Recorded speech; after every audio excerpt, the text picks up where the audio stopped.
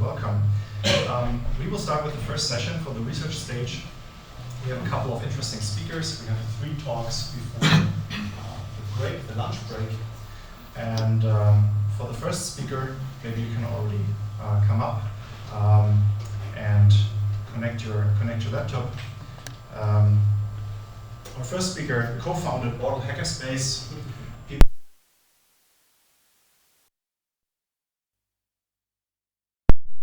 Cat, a random generation tool based on cats. He's active in the Ethereum Foundation and the protocol support team for roughly 4.5 years now. I would like to give you the chance for a round of applause for Havel, who will talk about the Ethereum Protocol R&D Roadmap. Here we go.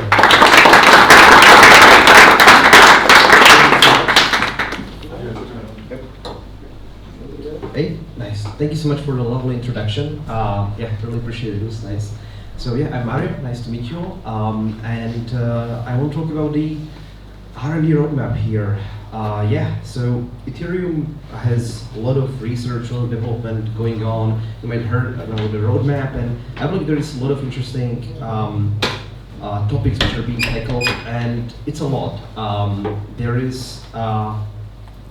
is many parts to the Ethereum protocol. It's quite complex, and in my talk I want to dive into the various domains and what kind of research are we doing on those fronts. Especially, I want to talk maybe a bit more about topics which are in foreseeable future, which means vector upgrades. So Ethereum is evolving. We have its hard forks, upgrades. The upcoming one is Prague Electra, which is happening sometime soon, maybe early next year or so. Before we dive into that, before we look into the future, into what's coming, I want to talk a little bit about the current protocol, about the design ideas, where it's coming from, about why do we develop it in a certain way, yeah, about the current state, how the protocol looks like, what are the recent upgrades that we are building on. And before we get into that, about the design principles, about the ideas where Ethereum is coming from, just quickly, this is something that is like more than 10 years old. You can find it in archive or in the EPF wiki. And I don't want to talk about all of it, just in general to understand that Ethereum, although it grows somewhat in complexity, it's still aiming for simplicity and mainly through modularity and encapsulating this complexity in different modules.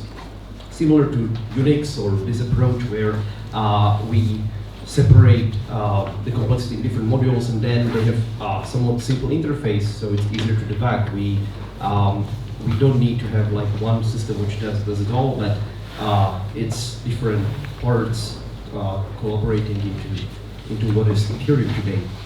And yeah, generally that Ethereum aims for freedom, for neutrality. It's not biased towards certain features. It's supposed to be a generalized platform where it's a free playground for everyone. So there is not really focus on specific features.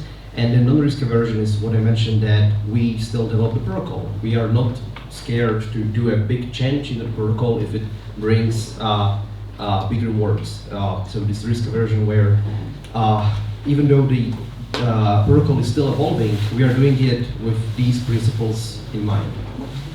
So yeah, let's keep this in mind when we go forward. And it's early morning. I know you guys are sleeping. I want to make it a little bit interactive.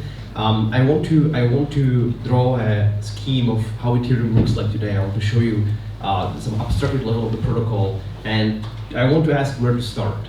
What would you consider the heart of Ethereum? What would you consider like one part? Where would you start drawing Ethereum from? Anybody? One word. Consensus. Consensus. Okay, that's a good. I'm actually finishing with that. We could do that as well. Something else. Where EVM. EVM. That's it. Cool. Let's start with EVM. So EVM, let's say it's heart of Ethereum brain. I don't know, important part anyway. The virtual machine which executes all transactions, all contracts. EVM is a virtual machine, as any other, implementing some assembly, some bytecodes, which are well, Turing complete. They are able to run any program, but they are measured based on how much computation and how much storage they use in gas. So they are gas metered up to some level. So the nodes which are actually implementing the EVM, the clients which are running the EVM cannot be DDoS, cannot be overwhelmed, and we keep the block smaller. So the EVM is basically a state machine, right? EVM takes the previous state and updates it. The Ethereum data, the actual accounts, the actual values for each contract and so on are all held in one big data structure that we call the state. And EVM is a state machine updating this based on transactions, right? So the client has some transactions in the mempool, the transaction comes, A is sending money to B, so the state changes, and the B now has more money than A. So these transactions are coming from the peer-to-peer layer, so it's clients talking to each other in a flat peer-to-peer network. In here, this protocol is dev peer-to-peer, which is older than lib peer-to-peer, but at the time lib peer-to-peer wasn't done, so it's like a custom Ethereum protocol for gossiping transaction, gossiping blocks.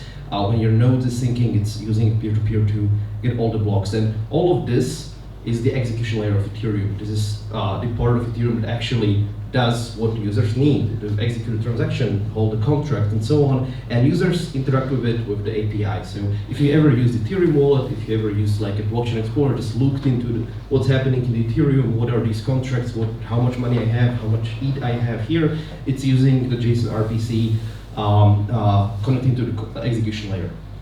Now, not that long ago, 2 years ago, yeah, exactly 2 years ago, this was still the thing. This was just the Ethereum, and we had one more square here, which used to be the proof of work miners. Well, they are gone now, as you might know. And instead of that, we have this API. We have engine API, which is driving the execution engine connected to the consensus, which was mentioned here. And the consensus is driven by fork choice, by LMD Ghost. LMD Ghost is the algorithm and the protocol which is running the proof of stake.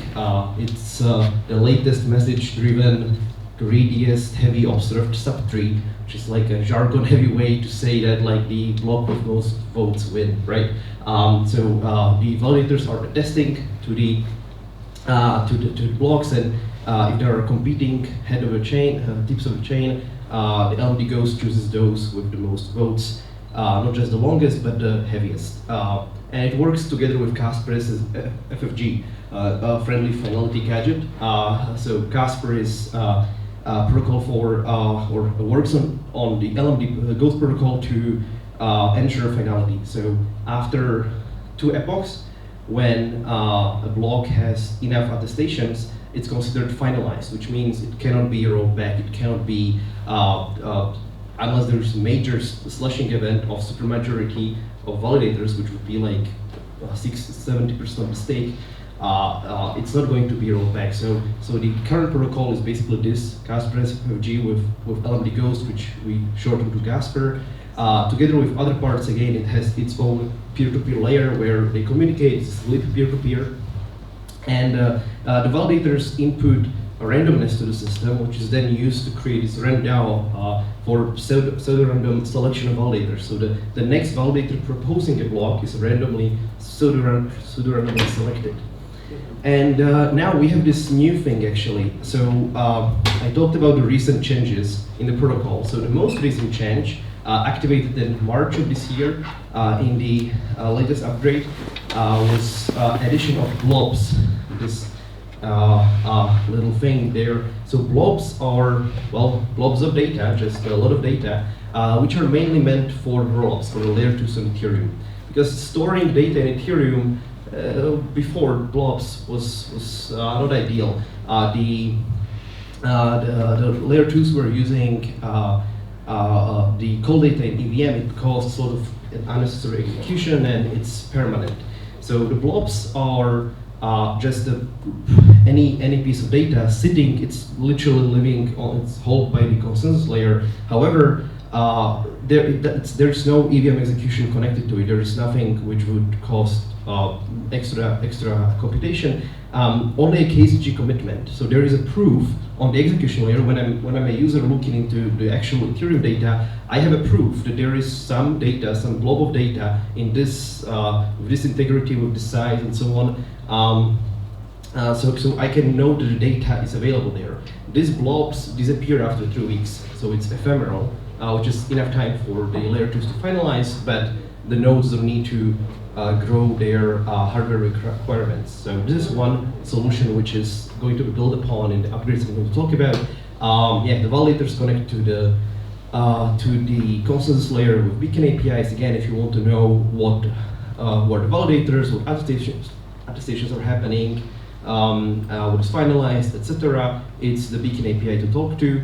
And there is another thing here. So I mentioned before, so when there is a new block to be done every 12 seconds, what needs to happen is the new randomly elected validator proposes the block. And now, naively, how would I do it is that I use my execution client, I use my execution data, my mempool to put together a transaction and publish them as a block, right? That's the naive approach. And it's a good approach, but more than 90% of the blocks in Ethereum right now, 95, and it's a lot, is built actually by external builders. So instead of using your own execution layer, these validators are getting blocks from relays, which are extracting MEV. So they build the blocks to some specification, which gives them the most profit, and relay this to the validators who propose someone else's block. So we have this, we call it proposer-builder separation, where the proposer, the actual validator, proposes some other builder's block, not his own. That is implemented in clients. So if you are running Ethereum node, it's basically two clients connected to each other with their own peer-to-peer layer. There's literally two networks connected to each other, dependent on each other. And the merge. So it was 2 years ago. It was it's going to be it's 11 to 12 today. It was on September 15. 8 a.m. 42 minutes 42 seconds 2 years ago, so it's going to be 2-year anniversary of the merge now in 3 days. And this is what happened then. So we have the beacon blob data. It was just a separate network listening to the execution layer with the attestation data, deposits, exits, and the current Ethereum looks like this. Now it's beacon data with the execution layer data inside it. You can't really read it. It's part, the transactions, the root hash, and so on, referencing the previous block. So that's the state of the things right now. This is what we've built on Ethereum since its beginning and in the past 3 years. So let's look into the current roadmap and open problems, because there is a lot to it. And you might be familiar with this roadmap document picture. This is shared by Vitalik, and it's important to understand that there is no single roadmap for Ethereum. We talk about these open problems and roadmaps, but there is no a single roadmap that we follow. It's really, this is Vitalik's subjective interpretation of what is happening in the ecosystem, maybe what he would like to see done. And it's a really nice map. He covers most of the things that I would agree with. It's quite complex, right? There is a lot of things. So I'm going to make it a bit more simple and go actually not by the different goals, but the different layers. We will start with the consensus and the different parts of the protocol. A bit more from my perspective, maybe a bit, some things might be a bit different, but I think we'll cover most of it anyway. So starting from the top, from the consensus layer, we have the merge, we now have the proof of stake, but there are still many things to improve here. So first thing, single slot finality, a big buzzword, which promises to finalize in one slot. So what I mentioned before was that it takes 2 epochs, which is 12.5 minutes to consider a block finalized. Now this means that for some bridges, for some layer 2s or users, just the chain security of 12 minutes, it takes a while, right? You don't want to wait for your deposit for 12 minutes. And the single slot finality is supposed to be more effective consensus protocol, which can finalize in the 12-second slot, which is a big difference, 12 minutes to 12 seconds. Now the research on this, and this is all links, by the way. If you have access to the presentation, you can just, where is the thing? You can just click on the thing, it should or not. It's on my, sorry, it shows on my computer here. Now I'm going ahead. You can find the links if you get to the presentation, but So our LMD Ghost is recent, message driven. It's protocol. It's research done by Francesco D'Amato from Ethereum Foundation, and it proposes a new protocol which is somewhat simplified. Because the challenge here is that we are just not able to do it, right? Like there's so many validators. We have like literally 1 million validators in the consensus right now, which means there needs to be like 1 million signatures, or what, like, sorry, 600,000 signatures aggregated in those few seconds. It's not really possible. So RLMD Ghost reworks how the consensus works. It introduces this block slot fork choice, which is basically validators being able to vote against a slot.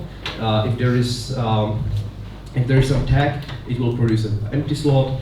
One step towards it. This is still in far future. Single slot finality is still very research, but there is a thing which will help us to make it a bit easier. It's the max effective balance. It's not part of the protocol. It's the current change which will probably happen in Vectra, in Electra, and it changes the effective balance from 3 to 2 to maximum of 2048 ETH.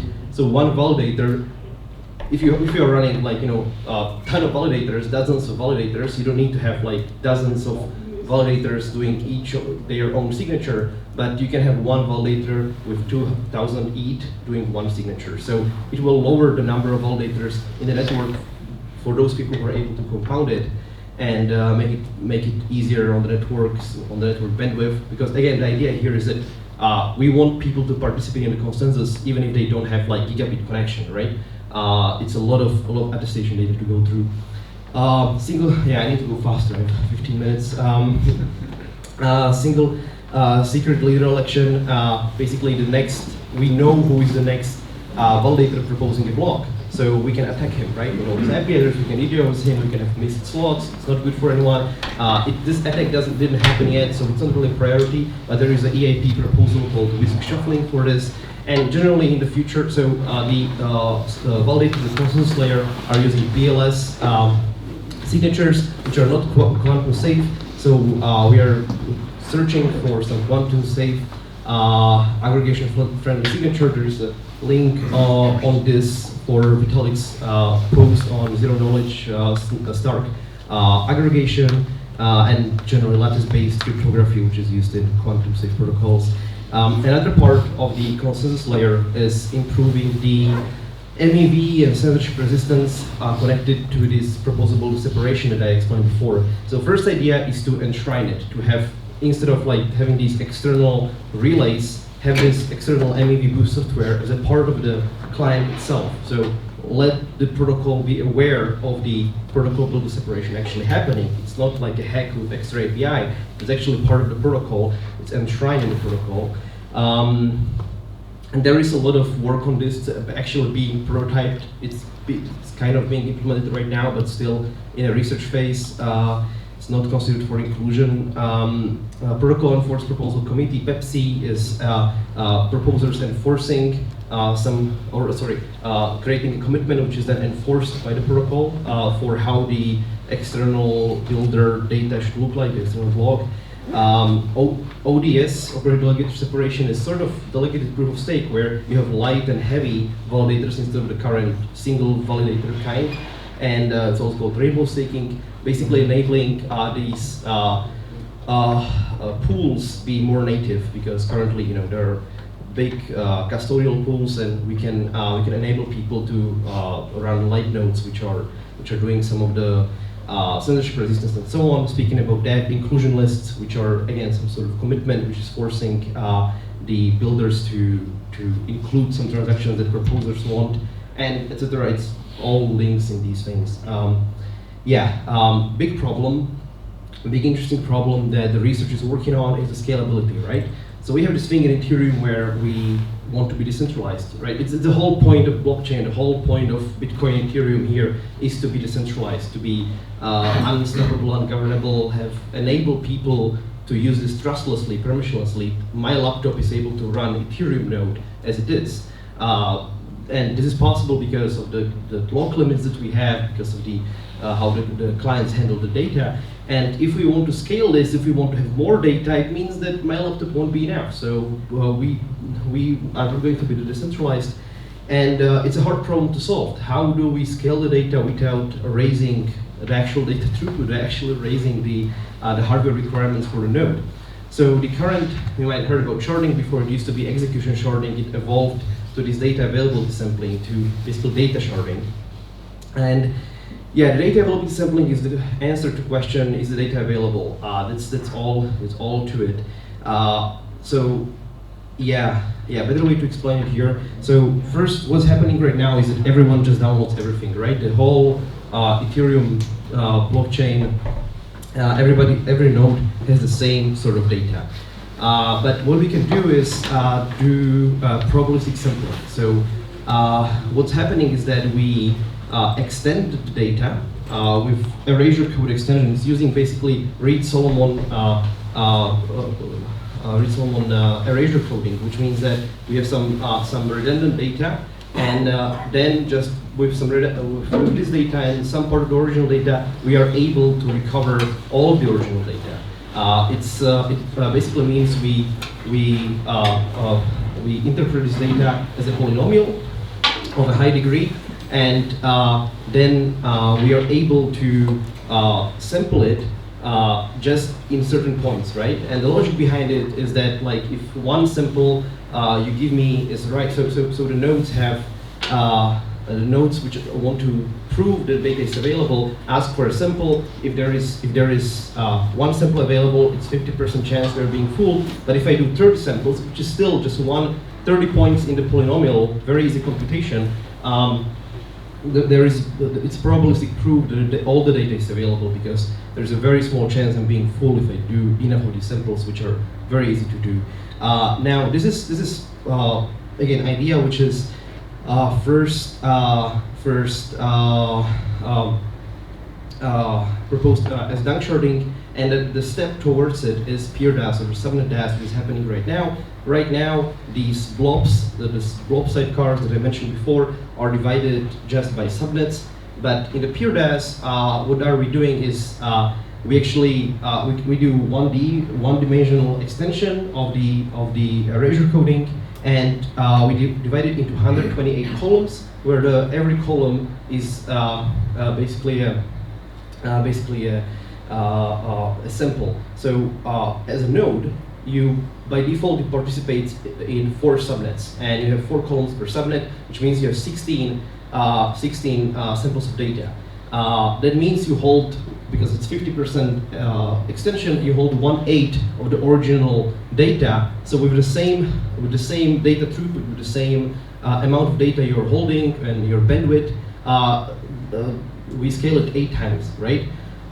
The assumption, this assumption I mentioned here, is that the thing is that default is 4 subnets, but as you add validators, if you run validators, you have 100 of them. They're, again, these big nodes, big pools running a lot of validators. They need to have subscribe to many more subnets. So there are nodes subscribing to all of the subnets. They're forced to have all of the data, and they have heavy nodes anyway. So there is assumption that at least one node needs to hold the data. Yeah, I need to go faster. Upgrades in execution layer.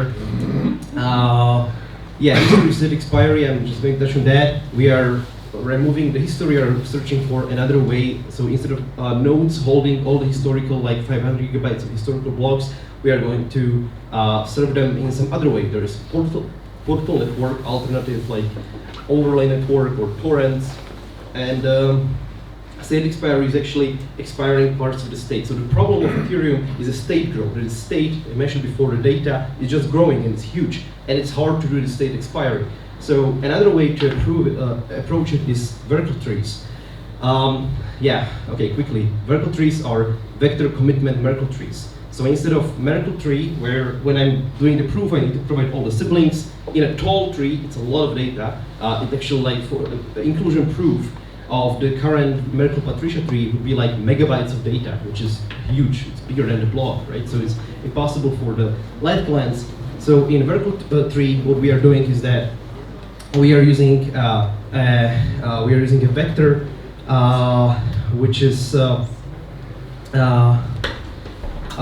creating a commitment with binding property similar to hashes And we created 3 based on this, but we are able to make this inclusion proof, not with siblings, but just the direct path to the root.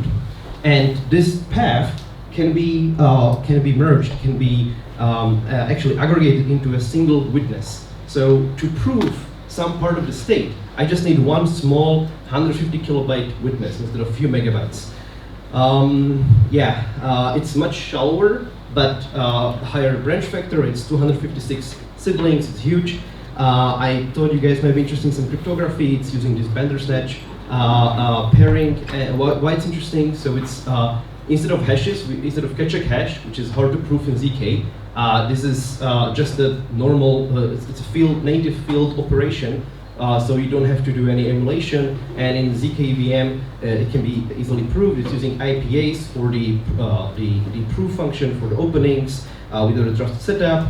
I don't have to. One more thing, EOF is really cool. EOF is, so this is the verkle trees. There needs to be big transition from the current Merkle Patricia tree to the verkle tree. It's still ongoing research, a lot of stuff to change there, but it's also being implemented and being prototyped. As well as EOF being prototyped. This is EVM object format.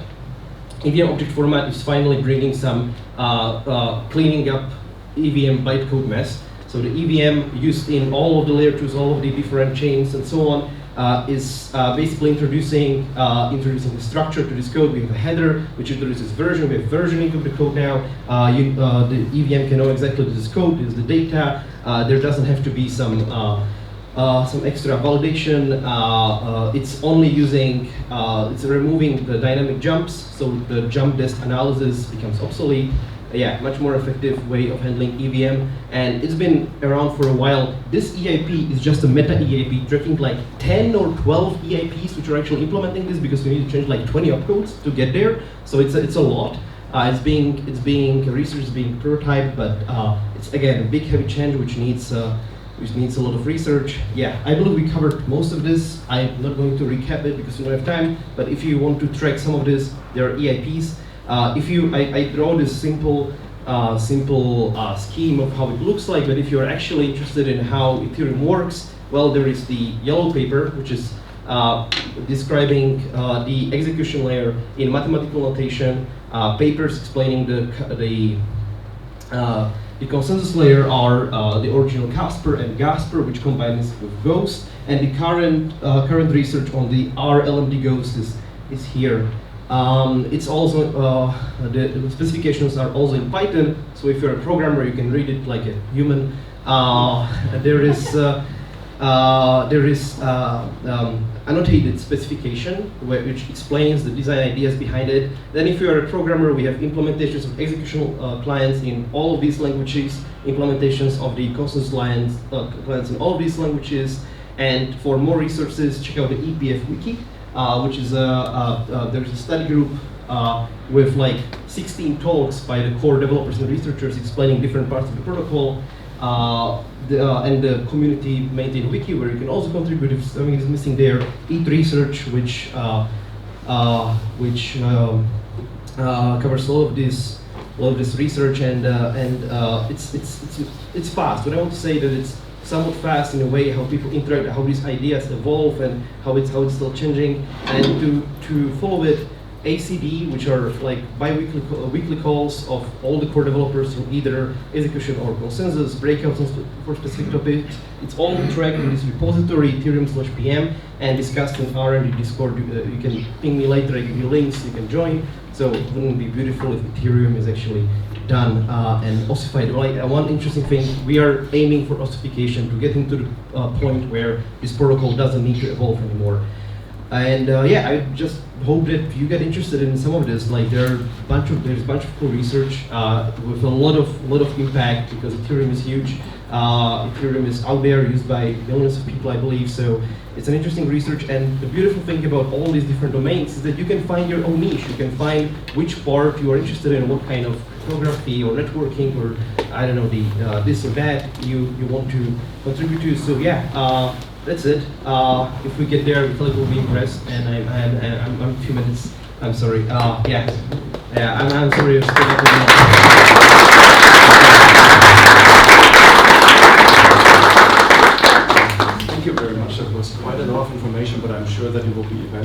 questions and yeah. discussions afterwards. So where can people find you afterwards? Well, I will be hanging out around here. Please come to chat with me. I'm glad to give you the links, more resources for everything. And if you don't catch me here, you can contact me on the email or Twitter right there. Yeah, thank you so much. Maybe we have time for one short question. So if anyone has a short question, I'll be happy to. Yes, there's one.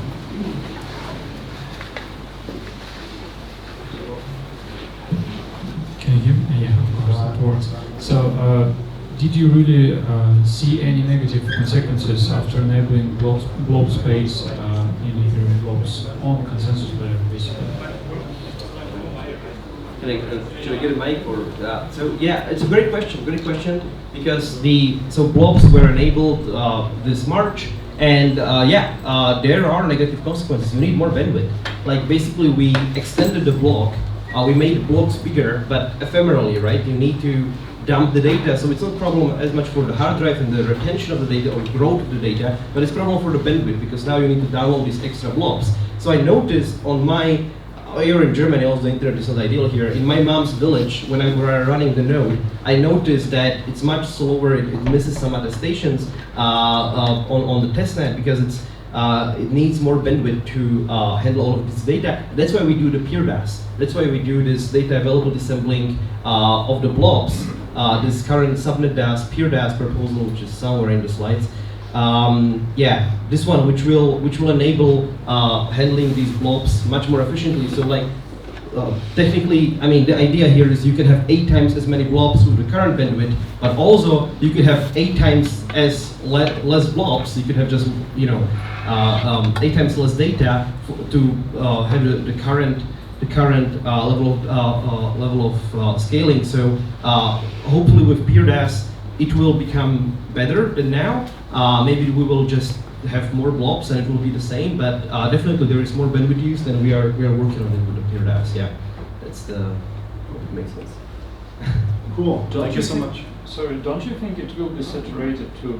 I mean, eventually there more and more rollups will come, more and more data will come on the blockchain, and it will be saturated too. Well, that's why we work so hard on the scaling. It's why there is so much research trying to scale this. Like right now, we are able to do roughly 8 times what with this current level of PeerDAS, subnet DAS, we can do like this level of scale.